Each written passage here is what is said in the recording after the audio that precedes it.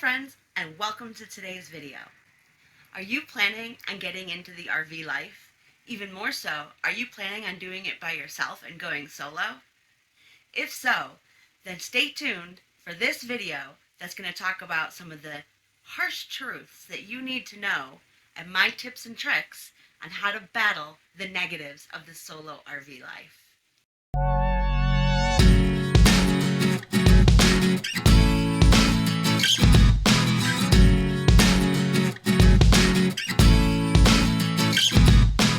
There is no doubt that the RV life comes with lots of great benefits. Getting out there and seeing things, visiting new sites, the freedom of the road, just the ability to travel. But with every positive comes some negatives. I've been out here living by myself in my RV, and during my time on the road, I've discovered some of the more unknown truths that come along with solo RVing. Presented in no particular order, I'm going to offer 5 harsh truths that you should consider before entering this lifestyle. Be sure you stay all the way to the end to get my tips and tricks on how to combat some of the downsides to solo RV living.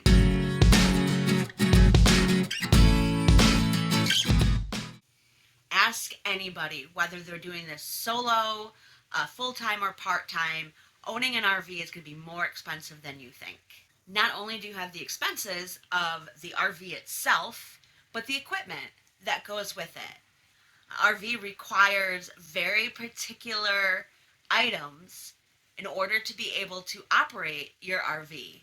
There are sewer hoses, water hoses, chocks, blocks, jacks, you name it. There are things that you will need to purchase. To combat that, just pack yourself the minimum of what you need. Don't go overboard. You will always have the opportunity to buy something new when you're on the road or even borrow it from your neighbor. So to help minimize those expenses, keep in mind, less is always more. Other fees to consider when budgeting for this type of adventure would be campground fees, tolls, expenses to see things, whether it's admission to national parks, museums, other tours. Also, if you're living the travel life, gas is always expensive. We all know that there are rising gas prices these days. We don't know when they're going to come down, and motorhomes and RVs in general do not get good gas mileage. So how do you combat the high gas prices when there's really nothing you can do about it? The number one tip, slow down. Not only in your speed, there's no need to be doing 70, 75 miles per hour. Slow down the speed of your vehicle, but also don't travel as much. One of the great things about being in the RV life is the ability to see things that are out there. So park your vehicle more, don't drive it as much, don't rush, slow down, enjoy the sights, and smell the roses. Also costly are repairs. Not everything you'll be able to fix yourself. So make sure you've got yourself a good little nest egg to help cover any sort of RV or vehicle repairs while you're on the road.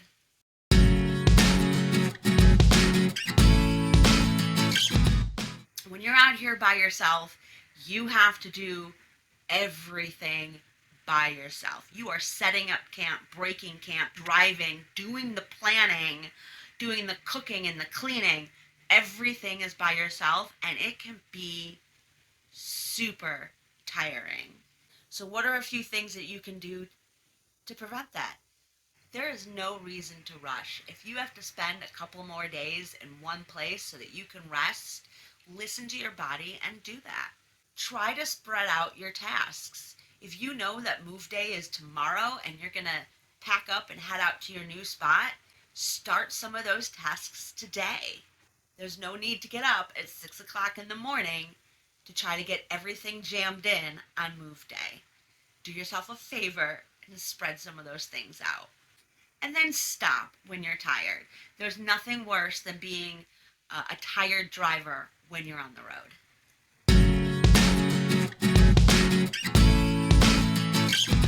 Starting anything new can be very stressful, filled with a lot of fear and unknown. And again, you're out here by yourself, so you have no one to share that stress or burden with. So, how do you combat that? A couple of tips. One, do your research. Make sure you're reading blogs, talking to people, asking about their experiences. A lot of this you're going to learn on the road, so don't overwhelm yourself trying to learn everything at once. Try what's known as a shakedown trip. Shakedown trips are small, short trips that are done near your home. Take your new RV or motorhome away for the weekend. Make sure that everything that you have works, and then if it doesn't work, that you can either have time to get it fixed or find the replacements or the parts or supplies that you need. Shakedown trips are extremely important. To offer some words of advice on that, things will happen on the trip. It's how you handle those issues that will define not only you, but also your journey.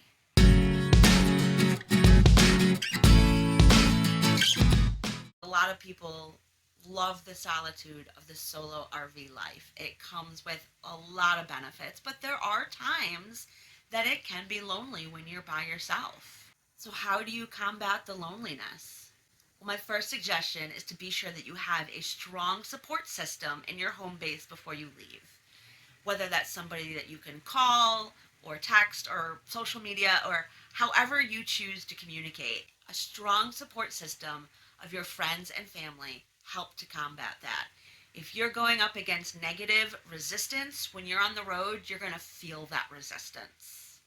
Don't be afraid to talk to your neighbor. Go out for a walk in your campground, meet your neighbors, talk to them, form new friendships. These are people that have a lot more in common with you than you would ever think. They're your fast friends and your resource and your community on the road. Find local events that interest you. Check what's happening in your local area and go find yourself an event.